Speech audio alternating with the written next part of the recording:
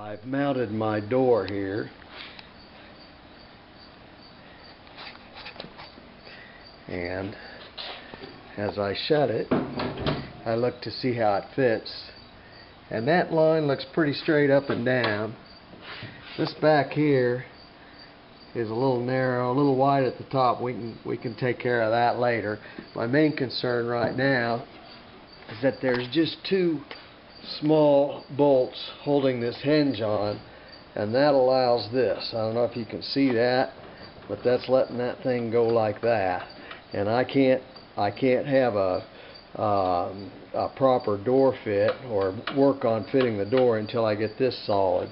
So I'm going to drill holes here in these pre-existing hinge holes here. I'm going to drill holes through this steel plate that's behind it and tap that out so that I can get this solid. Once I have that solid, I can continue with my door fit.